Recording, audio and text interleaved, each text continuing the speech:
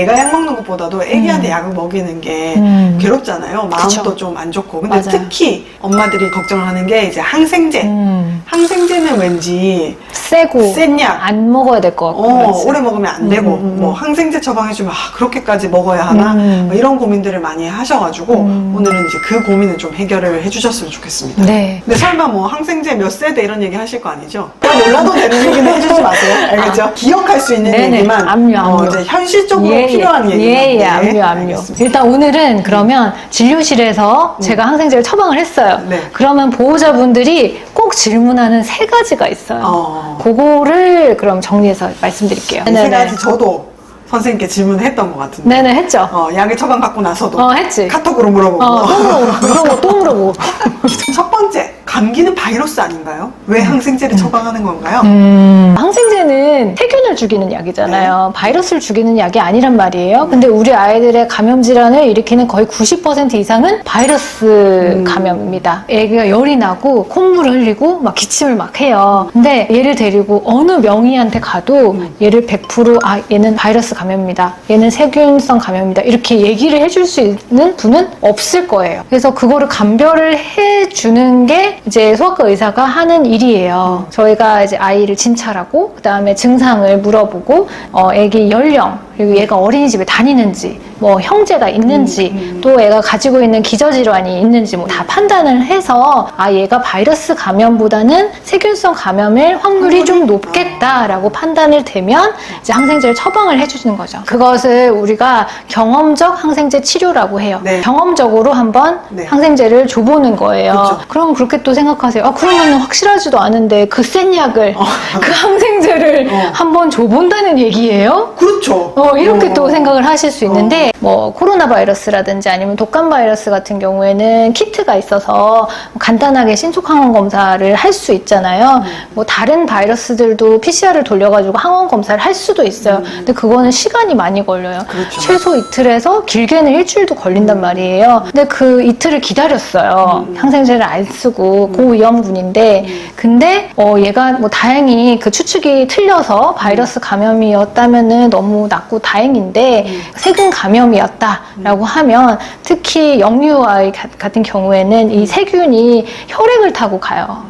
그래서 온몸에 퍼져서 폐혈증이라는 무서운 병에 또 걸릴 수 있습니다. 그럴 확률이 또 성인보다 훨씬 높아요. 네네. 세균 감염 의심이 되는 아이들 같은 경우에는 빨리 조기 항생제 치료를 하는 게 더 좋습니다. 근거들을 모아서 임상적으로 추정을 해서 약을 쓰는 거죠. 물론 그게 100% 맞을 거라는 얘기는 아니에요. 그렇죠. 그래도 다른 아이들보다 이 아이가 좀 고위험군에 속한다면은 당연히 항생제를 처방을 해야 됩니다. 결국에는 의학이라는 게 뭐 다 밝혀지고 나서 정해진 것만 치료를 하다 보면은 때를 놓치는 게 더 많으니까. 네. 뭐 사실은 그런 검사들이 많이 생겼으면 좋겠어요. 항원 검사를 할 수 있는 게 많이 생기고 세균 배양도 굉장히 빨리 할 수 있어서 결과도 뭐 다음날 바로 나온다든지. 그럼 좋죠. 뭐 이러면은 뭐 사실 의사들도 편하죠. 경험적으로 쓸 필요가 없는데 네. 그렇죠. 그리고 의사들도 사실 진료 볼 때 리스크라는 게 있잖아요. 그렇죠. 아직까지는 그 정도로 발달하진 않았어요. 네. 많이 발달을 했지만. 두 번째는 항생제를 처방받았어요. 근데 좀 중간에 좋아진 것 같아요, 선생님. 항생제 끊어도 되나요? 아닙니다. 끝까지 먹고 진료를 보셔야 되세요. 특수한 이유가 있지 않는 이상은 길게 안 주시고 보통 2, 3일 정도 처방을 하시거든요. 네.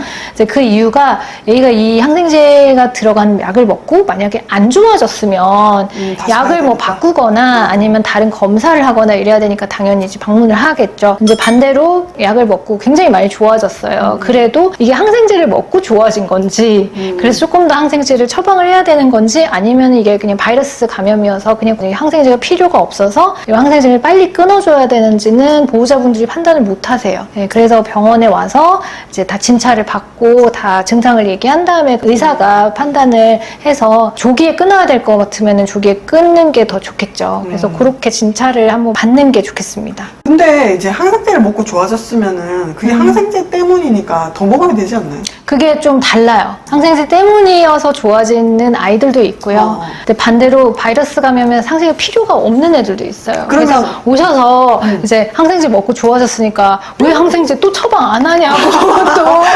이거 끊으면 안 된다고 또 저한테 계속 네네네. 처방해달라고 그렇게 얘기하시는 분들이 네네. 있는데 그럼 이제 이런 걸 설명을 해드려야죠. 네네네. 네. 그리고 뭐 나빠졌어요. 아기가 항생제를 먹었는데 그러면은 사실 그 병원에 다시 안 가고 다른 병원 갈 수도 있잖아요. 약봉투를 또 안 들고 오시는 분이 많아요. 그 전에 약 뭐 드셨어요? 그랬더니 하얀 거요. 이러면 다 하얗거든. 약국 봉지에 써 있는 거를 가지고 가시면 좋겠네요. 그러니까요. 그러면 마지막 질문. 저희 아이가 여기 부비동염이 생겼는데 안 나와가지고 지금 3주째 항생제를 계속. 먹고 있어요. 이게 그치, 그런 괜찮은 경우도 건가요? 있지. 아니면 다른 병원 가봐야 되나요? 그런 질문을 하시는 거는 대부분 내성이 걱정돼서 그러는 거겠죠. 나중에 커가지고 정작 항생제를 써야 될 때 이게 안 들으면 어떡해요. 이렇게 어릴 때 자주 먹어서 뭐 이런 질문을 많이 하시거든요. 네. 근데 이 항생제 내성은요. 항생제를 애매하게 먹을 때 더 잘 생깁니다. 정신과 약도 그래요. 아 그래요? 정신과를 약을 먹을 때 보호자분들이나 제일 걱정하시는 게 그거잖아요. 정신과 약이 맞아, 수면제. 중독된다던데, 수면제 특히. 내성이 있다던데. 맞아. 근데 결국에 그게 불규칙하게 먹을 때 그 내성이 생기는 거예요. 내성균은 어떻게 생기냐 하면은 이 항생제가 그 세균을 죽이는 약이라고 말씀드렸잖아요. A라는 세균이 있어요. 항생제를 이만큼을 시리를 먹어야지 다 죽는 세균이야. 이 보호자가 아기가 너무 안쓰러워가지고 그거를 하루에 한 번만 먹었어. 원래 2번 먹어야 되는데. 그리고 이제 4일을 먹은 거야. 네. 7일을 안 채우고. 네. 그래도 균은 좀 죽겠죠. 그리고 애도 좀 좋아질 수도 있어. 어느 정도는 죽었으니까. 근데 남아있는 애들은 어떻게 하겠어요? 악발인 거죠. 그러니까. 그래서 어떻게든 살아남으려고 변이를 해요, 얘네들이. 항생제의 공격에도 끄떡없는 내성균이 생기게 되는 거예요. 그 약을 못 쓰고 다른 약을 써야 되는 거죠. 그렇죠. 그래서 그러면- 계속 항생제도 이제 업그레이드가 계속 되고 있지만 그 속도가 얘네가 변이되는 속도보다 한참 뒤쳐져 있어요. 그래서 조금 이런 내성들이 문제기는 합니다. 물론 항생제를 자주 처방하고 많이 먹을수록 더 내성균은 올라가는 게 맞지만 더 문제가 되는 거는 덜 먹었을 때 맞아. 항생제를 제대로 얘네들을 치료를 안 했을 때 생기는 그런 내성균들이 더 문제가 되는 거라고 보시면 되고 그리고 뭐 기관 같은 경우에는 그냥 뭐 의사쌤이 오늘은 기분이 좋으니까 5일 오늘은 좀 기분 나빠 10일 뭐 이런 거 아니에요. 그렇죠. 아이 연령에 따라서 어디에 감염되어 있는지 또 배양되어 있다면 어떤 균인지에 따라서 다 쓰는 기간이 다 정해져 있기 때문에 그 기간대로 저희가 처방을 하는 거거든요. 요거는 처방한 대로 먹이시는 게 맞습니다. 그래서 오늘은 항생제에 대한 궁금증을 풀어보는 시간을 가졌는데요.